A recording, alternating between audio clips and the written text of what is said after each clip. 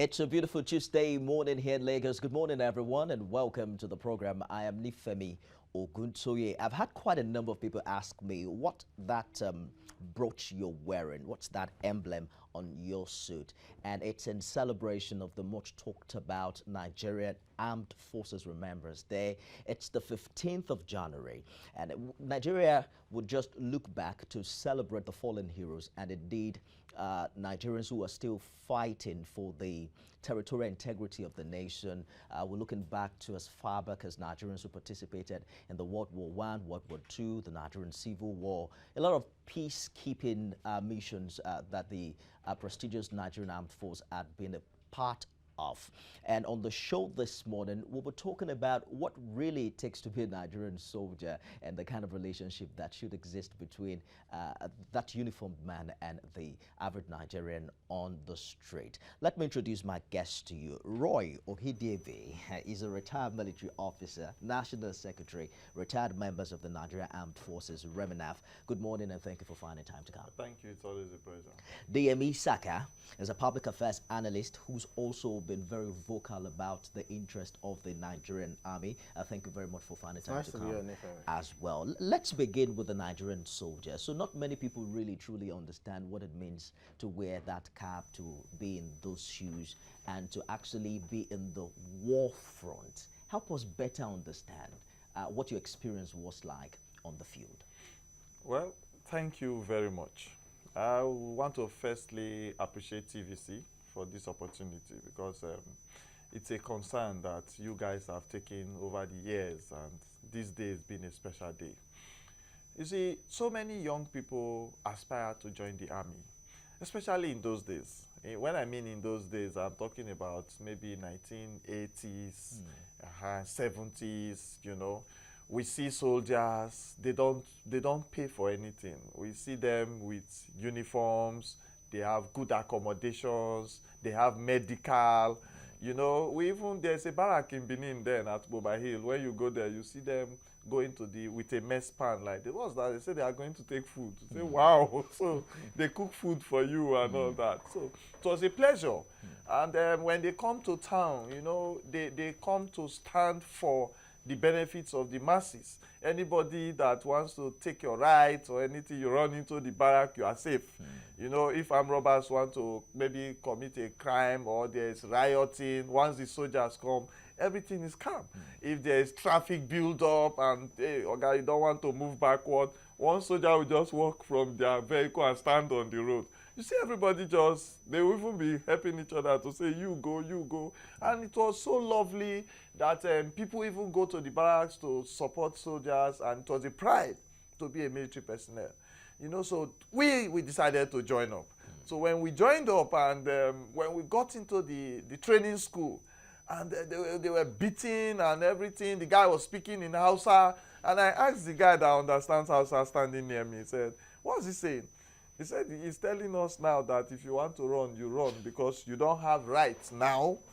You are to die before any Nigerian will die. That if there's any trouble in this country or outside the country, you are number one to die. So I was hearing the die. So that means and you didn't change your mind. Die, you know? Did it come to your... Did it just flash your mind that perhaps this is the time to... No, the next morning in our hostel, there were so many empty beds. And I thought they went out for games, but I heard the whistle before we now ran out. I said, where are these guys? And the number depleted. Wow. And people had to run away because the dying for Nigerians was the slogan that we came to lay down our lives for the country. And I felt impressed that, yes, if this is what I should do, then let me do that. That's very interesting. We've seen officers and men of the Nigerian Armed Forces fight in various wars and peacekeeping missions. First World War, Second World War, Nigerian Civil War, peacekeeping missions in countries like the Congo, Tanzania, Liberia, Sierra Leone, and the list is endless. Do you think that we have come as Nigerians to really, truly appreciate the contribution of these young men who have devoted their lives to protecting what we now call the territorial integrity of our country? For me, I think we cannot say we have a uniform appreciation or probably approach to this. Why some Nigerians keep celebrating them. Some are not. Some even because they've been at the receiving end of brutality, demonization, and what have you. But for me as an individual, and based on the recent history I followed and activities of Nigerian Army, I was impressed with what they did in Liberia. I was impressed with what they did in Sierra Leone. In fact, there was an interview I think of General Victor Malu that I watched, and he told me, he narrated an encounter when they landed in Monrovia. The international airport was just bordered with by the IC, and the rebels were coming, and he had two options: either to swim or to advance. And he said at a point when he brought out his service pistol and he fired the first shot, his fear was not to be killed by the on-rushing rebel forces, but not to be hit by the bullets of his men. And that was how they got into Monrovia and set up their camp. And you know, when you listen or you hear such narration of bravery, you tend to want to give credit to them. I have friends that have been on a lot of involved in this peacekeeping mission. I've had people, even in the domestic one, if you can call it domestic, in Northeast. And you just have to bear with them and just have to respect them. Somebody is out there. They are the first line of defense of our territorial integrity, and they are the last line. You know, they are always the first to defend us, and we always rely on them. We are sleeping, they are awake. If it takes someone that's traveled across this country by road to appreciate the sacrifice of these men, they're on the road day and night during Harmattan, during rainy season, and you are there driving. You are probably somewhere sleeping. It's something they provide us the blankets of security. The adoration, the respect that you talked about, honestly, maybe it's still there, but not there as much as it used to be. I'm going to show you a video now. The trend that they now call plumbing, where cadets of we've seen last year and early this year, cadets of the Nigerian Army block major roads for no just reason, just a show of force, what Nigerians called a show of discipline. And in that video, you see young boys who are dressed in the Nigerian Army uniform tell you that they just want to block the road. They cannot do anything. There's nothing anybody can do about it. They cannot do anything. They can only wait. They cannot do anything.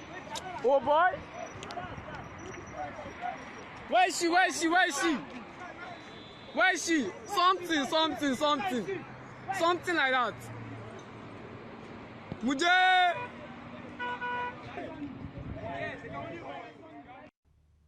So we've seen incidences like this in Yaba here in Lagos, I believe also in Kaduna. What do you make of this development? Because we're yet to hear from the NDA, the Nigerian Army. I mean, if cadets who are, I believe, enrollees into the Nigerian Army seem to have this gut, then you can begin to imagine what exactly are they teaching them and what is their perception of their responsibility as Nigerian soldiers. Okay, thank you very much. I know this one now you are trying to take me unawares, answering to a propaganda, but it's appropriate. Let me answer to it, because in the first instance, we have not confirmed full authenticity of the persons wearing that uniform. We don't have their ID cards. We don't have full details of when they are in the academy, what arm of the academy they are, whether Army, Navy, Air Force, or whatever. But let's respond to it for the purpose of our watchers, viewers. Now, we are training volatile persons to operate under volatile conditions in a disciplined manner. In the course of that training, like in the depot, you have people there for like 6 months right now. They will go through all of that. And at the end, when they come out to the units, you will now hear that, oh, you've seen some videos where a soldier girl said a guy spoke to her, he should kneel down, and they started to flog him and all of that. The build-up of a Nigerian military personnel is full of volatility. He's full of containment for whatever level of violence. He's trained to stare the lion down.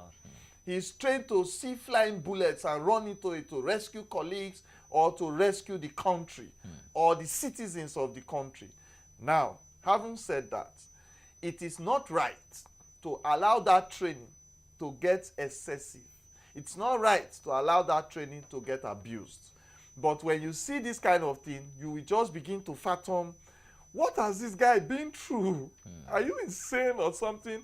Then the same guy, you will see him with his rifle, taking aim at a target at precision.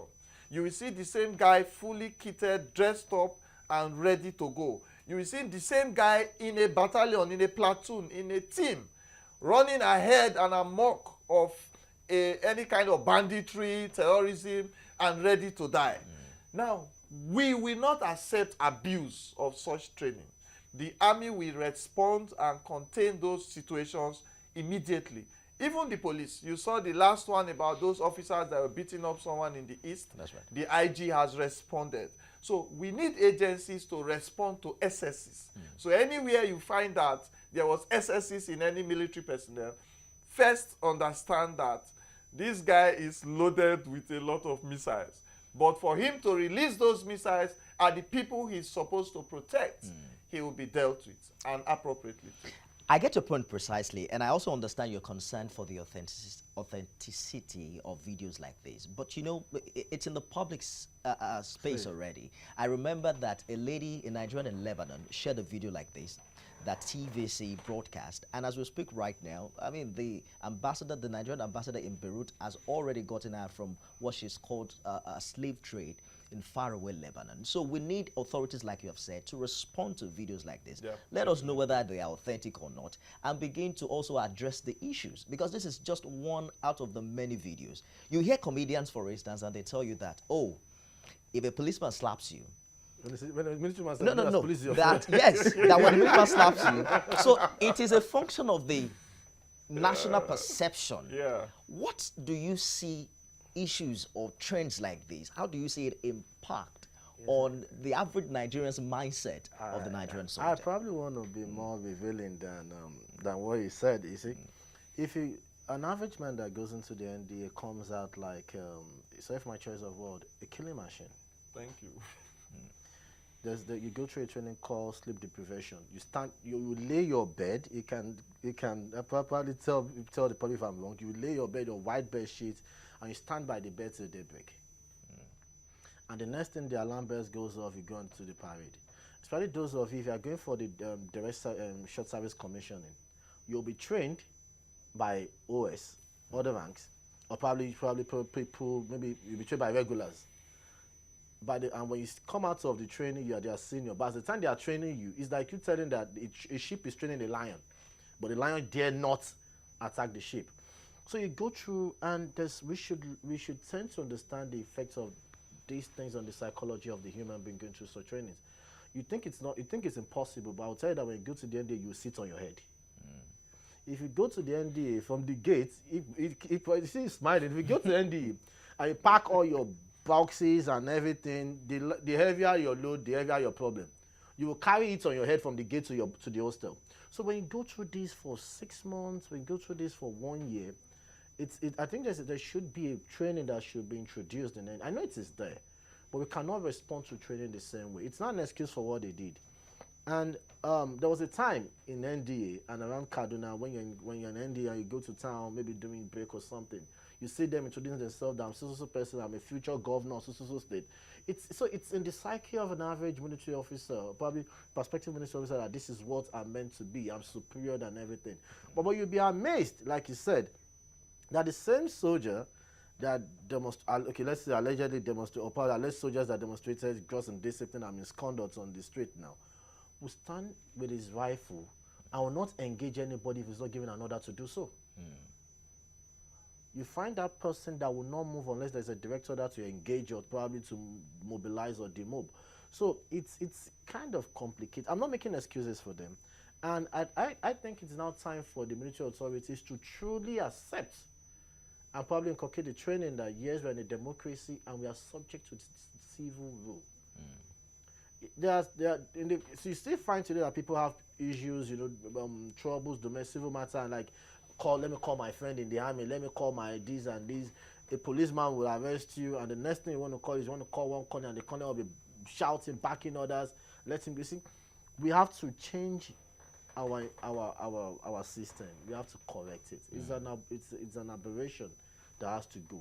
Maybe when we start doing that, it goes beyond having one directorate interfacing with the civilian populace. The military authority must take a conscious effort in really subjecting itself to democratic tenets and rules. So we've had some interaction between the Nigerian army and the Nigerian people. There are people who are concerned that perhaps there's been too much interaction. For instance, the Rivers State governor at one of the programs set up to honor, fallen heroes and mi military officers who are still serving, had said that we are not honoring those who are unprofessional and those who carry ballot boxes to influence the electoral process. Are you concerned about what over the years we've called the militarization of our election and the implication it keeps having on the people's perception of the Nigerian military?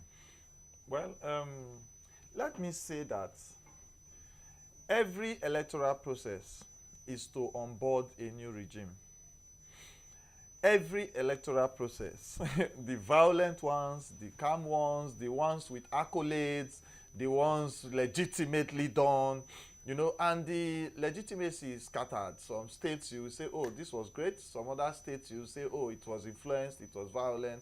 Now, when you look at the electoral process that onboards a new regime, what does the regime achieve in that 4 years? What did they rejig in policies? What did they rejig in INEC processes? Do they say, let's come together now as government. Let's deliver governance to the people. Let's resist a next election with violence, with snatching. What were the encumbrances? What were the allowances given to some of these agencies to abuse the process? Can we reposition the law to resist and restrict such agencies from such exposures? Can we redesign? Can we give these 4 years to say we were not happy? Can we redesign? Because every state has representatives in the national, in the executive, the Senate, the House of Reps. Every state has political parties that has powers that could influence the Senate, the legislature, instead of putting all of that into creating a balanced power and control for all agencies' involvement in INEC activities. You will see them talking about the next election. We are talking about 2023 right now, and we have not delivered for 2020. So by the time it is 2023, the same abuse of power, the same abuse of boundaries, the same abuse of agencies' responsibility will still replay. And the same governors, the same senators, the same parties will still come out. Don't forget that people move from party to party. So if I'm in PDP today and APC did it with the army, and I move to APC tomorrow, I will do it with the army, and I will not be speaking what I spoke when I was in PDP. If I'm in PDP or APC or any other of the parties. So can we come to balance and say, where are the lines for the agencies? We want these 4 years to rejig the system, to recreate a balanced system where agencies does not cross their lines, because there are penalties. The army has the court martial, they hand over to the courts or to the police if it's a criminal matter. So every practitioner, every actor in every agency knows that we can be liable to the law. So the political parties that are crying now, the governors, the senators that are crying that there was manipulation, there was ballot box snatching and all that, what have you done? The 4 years is going to rejig the system, You're to saying create that the control. this is more of a challenge of the executive. I'm also concerned about, I know that we've seen the military participate in some sort of internal security duties. There was the Tiv rebellion, the Western region crisis, Niger Delta. There's the Boko Haram insurgency that has been fought in the Northeast. But as we speak right now, they seem to be so much involved in the issues of kidnapping, armed robbery, and some other petty internal security challenges that ordinarily the Nigerian police should have, just fixed. Is there a concern in this development? Yeah, for me it is. I think it's 2008, 2010. I've been making this call and shouting that there's a need for us to expand the Nigerian army. I know the age limit I think is 30 or 32, but there was time I was clamoring that should be extended to 35. We need to, because the army, the Nigerian military is depleted. That's the truth. And we need to move away from making it look quite elitist in our enlistment to make it like an opportunity for Nigerians to serve and really defend this country. Um, for me, I think when you talk about, let's pick it one after the other. The police has lost the respect of an average Nigerian. It's not to say that the Nigerian police force from the rank and file is filled with corrupt people. We have fantastic police officers. I've met some. But you look at the overall perspective of Nigerians about the Nigerian police, you don't even trust them. You take a case to the Nigerian police, you probably need to pray to God for justice to be served or investigation to be concluded. And just like every other agencies rather. That is why you probably see the army getting involved in a lot of things. We've talked about SARS, the abuse of SARS of Nigerians, and you wonder if you give these people more power than this, what would they do? Then you now look at the police the army getting involved in the issue of counter-terrorism. For me, I think the war going on in Northeast, yes, they have to be involved in that. But when it comes to intelligence gathering, which they call humans, well, the basic source is humans, rather, human intelligence and what have you. I said there's a need for what is called a decentralized CTU, which each state has a CTU that has an intelligence gathering unit, that has a sleeper cells that infiltrate camps and whatever, that has an alpha team that could go in, extract, and carry out operations in each state. And that probably would deal with banditry and whatever. It doesn't have to be military personnel, sorry, military personnel. You can get people from the DSS, you could draft people from, you could recruit people from the universities and what have you. You could get ex-servicemen to be part of it. So there's a need for us to rejig and withdraw the security architecture of Nigeria. The Nigerian military is burdened with a lot of duties, especially the army. The Navy, you hardly find them involved in this joint task force and what have you, except in some states. But it's basically the army, and it's worrisome because by the time they are fighting in the Northeast, they are the one mounting roadblock across the what have you. They are also involved in state policing. When I mean state police, I'm not saying creation of state police, but policing in each state of the federation. It tells you that when there's serious duty call for them, they would either be fagged out, or they probably have limited, or probably you'll be short of personnel to do that. And that is why you need to recruit into the Nigerian military, and especially the Air Force and the Army. I know there's the air wing of the Army. We need to probably equip those arms or units of the Army, and as well the Navy and what have you, to make it effective and to reduce the burden on them. Earlier, you helped us understand what could have been the reason behind the video we saw earlier. Allegedly, though, if what happened truly happened, does that also explain why it is impossible for the bloody Nigerian civilian, like you will put it, to wear the camouflage? Now, I have seen this play out, so this is not an allegation. If a military officer catches you wearing a camouflage, you are in deep soup, and then they take all of your human dignity away. Your human rights does not matter at that point. They flog you, they take the clothes away. Is that also the trainings that they get? Is it within the ambit of the law? What exactly is driving this? Well, let me not stand for or against. It will be appropriate to stand in the middle. You see, sometimes we ascribe thoughts, negative or positive, towards situations that are unveiling. And we forget to understand that such situations are actually bedeviled from the societal purview. If you look at the uniform of the military, some of the soldiers we speak about today, some pay for uniforms.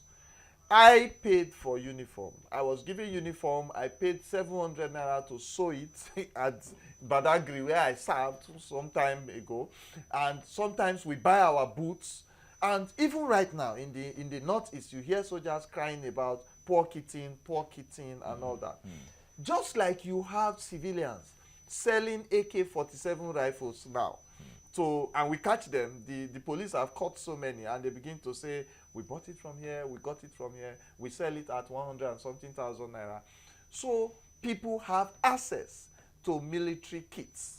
Now, military kits being worn by civilians in Nigeria. But in this case, they're not actually military kits. So let me learn. No. I get your point. Yeah. I understand the fact that... You got my point, but the viewers have not got my point. No, just a minute, sir. Just a minute. Allow me to intrude. Okay. So I understand the point that if you had won a military kit that was meant for the military, I mean, that was absolutely What do you call a military kit? But there are some clothes that are made now you're in using the form. kits and clothes. Yes, okay, there let are me some go to designer clothes. Let me go to clothes that appear like the army if uniform. it's a designer clothes, yes, okay, it's maybe you want to use it for a stage or for something.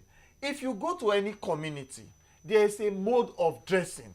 If I come to your community and I come out from my hotel innocently and I dress like one of the alpha or one of the people that are following the deity of your town, you will immediately see youths who come out and say, what's this, what's this, you have to take it off, you have to take it off. Because dress codes are commensurate to environment. Go abroad, I travel all the time. You will see people at the airport wearing real camouflage trousers, short knickers, t-shirts with the face cap. You will see US Army or Canadian military or any other country military walk by and they don't talk about it. Because there is control of activities there. In Nigeria here, if you allow people to wear any connotation to police uniform, any connotation to DSS, why did we bank on SARS to tell them to dress properly? Because they were dressing like hoodlums, criminals and all that. So we assume that anybody can stand on the road and say, I am SARS, and a civilian will stop for him because he looks like SARS, how they dress. So we say dress well, so we don't assume and get criminalized. Now, when you wear the military connotations, so let me don't use kits, then it is assumed that you might use it to perpetrate evil. If I drive into these premises and just wear a military t-shirt, it's a civilian military designer t-shirt. You will see your security men in the first instance will say, welcome, sir. And if I don't want to say I'm not an army officer, they have assumed. Then I get into your reception, I've given that purview. And I get into your private space because your security assumes I'm a military officer. So we must put control. I think I get your point. Sorry. I know you want to weigh on this, but we have to go on a break now. And when we return, we'll find out whether or not, I mean, there are many Nigerians who do not know what you have said, for instance. So if they met an army officer on the road, couldn't the army officer, as gently as you have said it, say, oh, what you're wearing is inappropriate. Can you please do not wear it again? But that hasn't been the case in most of the break. I'll probably share my thoughts on that. Remember that the 10th line of the Nigeria's national anthem reads that the labor of our heroes past will not be in vain. When we return, we'll find out how much of that is happening in Nigeria and whether or not the welfare of the 7 and the ex-servicemen are being taken care of. We'll also bring you a report from Borno State in the light of the Armed Forces Remembrance Day and also open the phone lines for your contributions. Stay with us. Do not go again.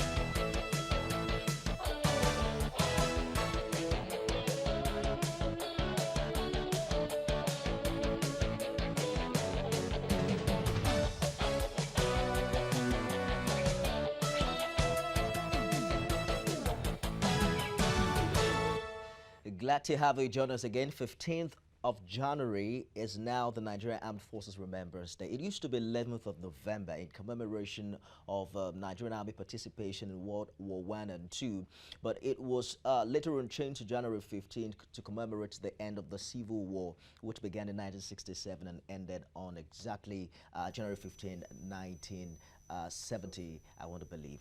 Thank you, gentlemen, Roy and Deyemi, for standing by on the show. It's really been an interesting conversation. Can we move on, Deyemi? Yeah, sure. It's allowed. All right. So we are told that the labors of our heroes past will never be in vain. Given this, one would expect that indeed the heroes upon whose blood, sweat, and back this nation was built will be taken care of. Has that been the case? No, and I would love. I always want to refer to him to either corroborate or probably dent my submissions or discredit it. I think the best heroes of Nigerian military that enjoys probably life after retirement as veterans are the commissioned officers. Maybe few exceptions of maybe other ranks that were able to participate in foreign missions and what have you, and they were able to save enough. And if their commander was so magnanimous and they got the allowances either from the UN and what have you, and just I don't have a bit of life after service. And I think I think what the benefits I have right now is probably free housing, NHIS, but I think there's a need for us to go further. I think there's a need for people to plan for them while in service. I think there should be deductions. I don't know if it's in place now, insurance, because there should be something like that in place for them. Earlier this week, the Vice President himself acknowledged that the Legionnaires are not taken care of as they should be. Maybe we should ask you that question. How much of quality welfare do you think ex-servicemen are enjoying relative to the fact that every year on January 15, we talk about the Armed Forces Remembrance Day? Thank you very much. Yeah, thank you, Deyemi. Those are your points. I will refer to them. You see, the Army and the Nigerian government, they brought about the Legion, the Nigerian Legion, because they want to have a space where they can contain how to take care of these veterans, and they want to have a regulation that could maintain it. But the government abandoned the Legion. And when the government abandoned the Legion, every retired military personnel coming out did not even bother to show up in any Legion office, because there was nothing you are going there to benefit. Gradually the attention, the concern for veterans came to level 0. And at that point, the Legion, to operate, could only employ civilians to wear the Legion uniform and perform duties as legionnaires. Most of the people you see in the uniform there, they don't have a discharge certificate from the Army, Navy, or Air Force, but they must have a job, and the Legion must operate, because the Legion struggled to the point that it is now, because it did not have government attention. It has to go cap in hand to beg state governors to say, okay, do something for us. Maybe the kind of money that could be given to a cousins of theirs or this, to say, okay, Legion chairman, come and take 2 million, 3 million, buy rice for your people. Hello? So when we saw that, many of us that came up started to stand up our own pressure groups. And that is how the REMENAF came about, retired members of Nigerian forces, because we had so many for the Air Force, the Army. We said, okay, everybody come together under one umbrella. Let's begin to interact with the government. That's how the protests on the street stopped. Remember, you will see soldiers on the streets carrying placard and all that. We want to interact with the government, stakeholders that hold down these benefits on a level playing field. Now, when we got to that level, we now said, okay, instead of talking to persons that does not have control, let's go through the military pension board. So every military pension board chairman has been having direct interaction with all veteran groups and communicating such to upper active departments or agencies those that have not performed, which we will get into, they are being interrogated in the proper channels. Then for what DMA have said, he is right to a large extent that most of the retirees that are commissioned officers seem to be comfortable. Yeah. Okay, so let me come in there to say there are non-commissioned officers, okay, that are doing excellently right now, that still go back to their commissioned bosses to help to pay school fees of their children, to help to maybe sponsor the roof that has blown off from the house he managed to build, the army housing scheme that is going on, you know, and all of that.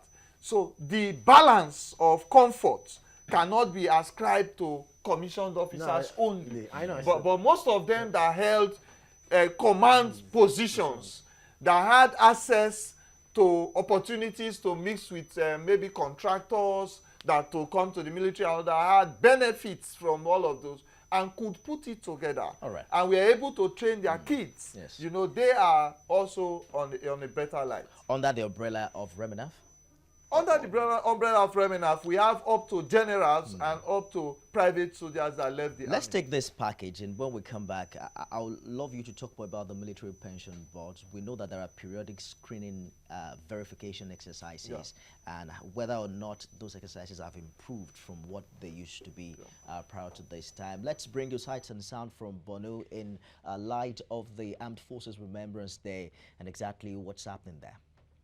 Entertainment artists from across the country pay a visit to troops at the Theatre Command Operation Lafia Doli to celebrate Armed Forces Remembrance Week with them. It is a pleasant surprise which authorities at the headquarters of Operation Lafia Doli believe will serve as a morale booster to troops of the theatre. Boko Haram has strategically failed. They are unable to do as they wish to do. And under my command as the theater commander, Boko Haram is bound to get weaker. It is the first of such visits coming at a time when troops are increasingly engaged in trying to bring an end to the insurgency. The artists believe spending quality time with troops of the command, as well as widows and orphans of the fallen heroes, will show how appreciated they are for sacrifices they have had to make for the nation. Recognize and identify with our gallant soldiers for the good work they have been doing, and to continue to encourage you to continue to do your best, and God will see you through. A music concert also held which featured such stars like Daddy Shoki, Nollywood's Rita Daniels, and Vector the Viper.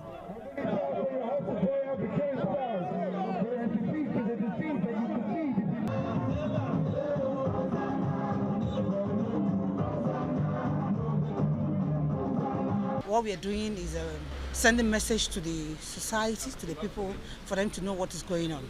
Now that's why we are here now, to have this synergy between we and the military, so that we can understand what is going on in their camp. Today was about coming out to see the efforts that they're making and to let them know that we in Lagos and different parts of Nigeria appreciate the effort that they put in, the daily risk they give to their lives to make us safe.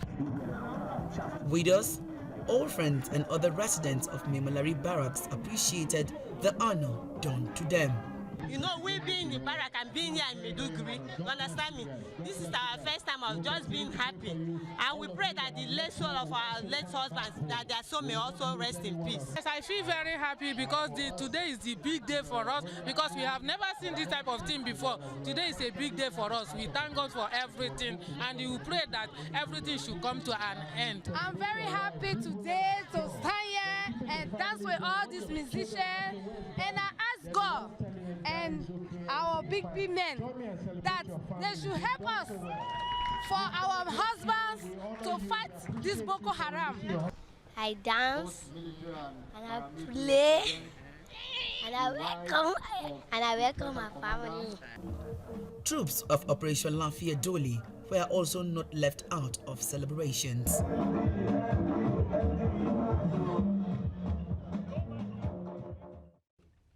Absolutely beautiful, no doubt. But we saw Shoki wear camo in that video. Won't Perhaps get to Nigerian that. Army has No, just for Bonu. piped low on what has happened before. But let's move on very quickly and begin to talk about the Armed Forces Remembrance Day. So year in, year out, we see a ceremony. There's the laying of wreath, there are parades, you know, and then attention is turned to troops that are currently fighting the war and those who have also laid down their lives in previous time. But then we also notice that annually there's the issue of welfare of the current servicemen, people who, for instance, are fighting Boko Haram in the northeast. The fact that are they being paid enough? Are their families also being taken good care of? What more do you expect government to do in this light? I probably would not want to make any damning allegations that I cannot confirm, but you hear from the front cries and agitation for about over poor welfare package, and sometimes ammunitions, armaments, and even sometimes operational commands and instructions. And for me, the height of the insensitivity of how we treat these troops out there was the one that happened in Mitele.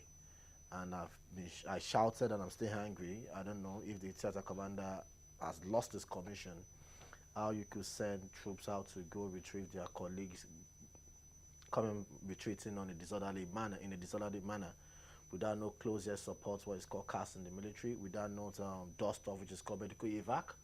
And you send those men, I don't want to use the word boys, you send those men out there to their death. They were being shot at with what's called a Browning 50 caliber.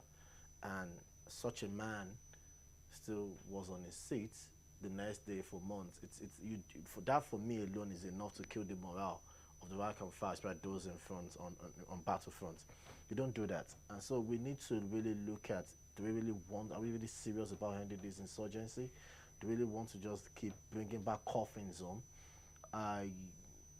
We need to do more. It goes beyond money allowances. It goes beyond armaments. It comes to even your decision making has to show compassion as well. You have to treat these men as human beings, not as guinea pigs for experiments on. Okay, let me see how many can die in one battleground. It's not done. But the perception we have, even in the reports we just saw, is the fact that we're doing absolutely well when it comes to combating insurgency in Northeast.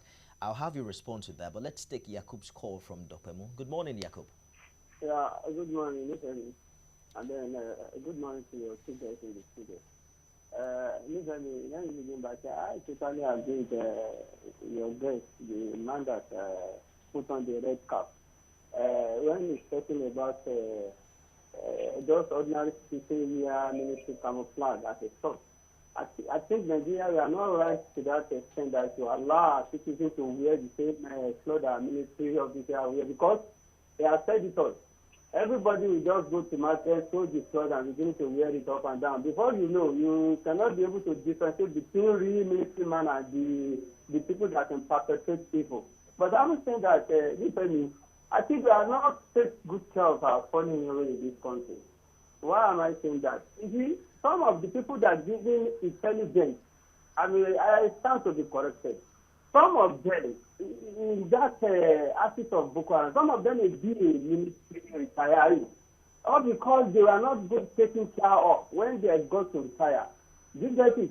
Because this country, I remember Colonel Abu Ali, the man that fallen last time that Boko Haram killed the man in the war front. He's a commander as well. That man is a very intelligent person. When he was directing that war that time, he did a dirty blow to Boko Haram before he was got killed. And then I can't wait to see the hardware that Mr. President pay for to come down to this country in 2020, because I think US promising us that they would deliver that hardware to us in this 2020, so that our military can take on and all these Boko Haram, finish them once and for all. And then those funny, look, you can see all those children. What is the government do to them? Who is paying their school fees? The environment is not conducive for them to live. The government should be able to pay good attention to those children and their wives. And then who is going taking care of them? God will bless this country. Thank you, and God bless us. Thank you for your contribution. We have the National Secretary, retired members of the Nigerian Armed Forces right here, seated here. And maybe we should just ask him the direct question. Once, I think it was last year, the president mentioned precisely that the Military Pensions Board had continued to deliver on regular pensions, adding that the periodic verification exercise carried out by the board is to ensure that sharp practices are reduced to the barest minimum. Are you guys being paid well and consistently? Regularly. I mean, is a yes or no answer? I'm still looking for the yes or no. But because of time, because of time, before I will get the yes or no, we have burnt all the time. Let me say this, sir, that bodies that are pressure groups by military veterans have consistently, productively collaborated with the Military Pension Board, especially with the open arm embrace by the Military Pension Board chairman. Not all of them. I think we had one the other time. One is esteemed Dabo, and this current one now. They have done so much to open the doors. Now, those results that we see today are results of collaboration. So it will not be right to say the Military Pension Board has done this. Even when you ask the chairman to make a speech, they will tell you about the collaborations that they have enjoyed with different arms of veteran bodies that have come on board to identify the fake vets, to also identify those that have abandoned, those that are not being paid. So all of this paucity of data has been onboarded on their platform to help them have seamless operational capability. Let's take this call from Abuja. Good morning. Good morning. You're welcome. Go ahead with the contribution, please. Yeah, I enjoy your topic with your guests in the studio. All right. Much have been said about military overstretch. Are you getting me? Yes. So it is the system that made the military to be overstretched. I will recall that before Nigerian Civil War, before the first Civil War that ended 1970, between 66 to 70, nobody knew where about soldiers were living. Any day soldiers came to town, you find out that everybody would troop out to see the military men going, jubilating, seeing their military men. But immediately after the Civil War, military were turned to anything, any little job they call the military to do it. One, the reason is that policemen, the police that were supposed to do internal jobs, they were not, they were crippled. They were not being supported by all the government up to date. You can imagine the population of Nigeria, and you know the strength of the Nigerian police. The duty that police are supposed to do, they are now being allowed, military are now sent to do those jobs. And secondly, the country itself, military were trained for weaponry, warfare, and this is their main job. Okay. But now, the military, this 66 till date, they have been course in the system of governance. All right. You can imagine the NSA is the military, the internal security, the military, everybody military. I think you made your point quite. I think I want to say good morning, caller Amin Zubero. I think he's the one on the line. Okay. Let me quickly drop this. Thank you so much for your contribution. We really appreciate it. We have to wrap up now. So there's a lot of talk about how Nigeria has fared 50 years after the Civil War. Yeah. There was an event yesterday to talk more about this. But you recall that before that Civil War, there was a coup. Yeah. In 2017, there were talks of coup d'etat. The president was away on medical leave for an extended period of time. There were allusions to stagnancy in the economy. The Chief of Army Staff in that very year issued a statement saying that the army had received information that some individuals have been approaching some officers and soldiers to disclose for undisclosed political reasons. And it came out very bold and clear to say that That's never going to happen in this part of the world. Let's talk about Africa and whether or not our military has matured to be more democratically compliant, given what we saw in Zimbabwe and I believe a couple of years in Egypt. Yeah, I definitely am proud to want to say this. I probably want to take leaning from what my boss said yesterday. General Babangida, former military president, he says it's only an idiot that will have an idea of, not the idea of coup in his head. You can't think of executing or carrying out any coup d'etat as we speak. I think Obasanjo laid the ground for the dismantling of such notion or probably orientation in NM personnel of the armed forces. That is one. Secondly, it's not fashionable now to plan a coup. Thirdly, I want to hold the Chief of Army Staff guilty of great disservice to Nigerians, because if he came out publicly to make such allusion or allegation, some people should have been arrested, and people should be facing treason charges in court for either trying to attempt, because even when if you attempt to overthrow, plan or do something that it is treason. It's a treasonable act. So have you ever seen anybody in court? So let's take this call from London. Good morning. Hello, good morning. Are you there? Tijesu. Odumosu, rather. Odumosu, are you there? I'm afraid we lost that. Keep trying and then we'll get back to you. We need to wrap up now. Let's begin to talk about what needs to be done as we look forward to January 15 to better that relationship. We've seen the military go to some local areas, provide medical services to them as a way of embracing cooperation and gathering of intelligence from the people. What more do you think can be done in this light, such that the Nigerian people can embrace the Nigerian army in their efforts to protecting the country? Okay. Thank you very much. One thing I think that needs to be done, because we like to fight the flames from the flame, the fire from the flames, sorry. We need to go to where the fueling is coming from. We need to stabilize the military. We need to bring in professionalism, and we need to bring in care and management. If you have care and management for the military personnel, I think I will value my job so much, and I will not want to be found wanting in anything I do. Then for the fallen heroes, I want to ask, is it not me that will lay wreath when my dad is late? Why do we have persons that did not lose anybody laying wreaths? So we should look for those, like the colonel he mentioned right now. There was a captain too, we were lieutenants, we are celebrating with a new wife, and a young wife and a young baby. We should have those kind of people come out of all ranking to come and lay wreaths for their fallen parents and all that. Then we should look at those that are alive, that are veterans and living. What are their accrued statutory allocations? Do they get it? So we should ensure they get it, and it will create the stability that we are looking for. Ahmed, thank you for calling in from Bina. Perhaps we'll take your call tomorrow. We'll continue this conversation tomorrow, I believe, and then turn more attention to 50 years aftermath the Civil War. Let me say a big thank you to you, Roy Ohidevi. Did I get that right? You got it right. Retired military officer, I National won't try Secretary. it, because my tongue will get twisted at the end of the day. National Secretary, retired members of Nigeria Armed Forces, Remenef. Glad to have you come on the program this morning. And we celebrate you for the sacrifices. Thank God you did not pay the ultimate sacrifice, but I'm sure that you led people who It's did. from Edo State.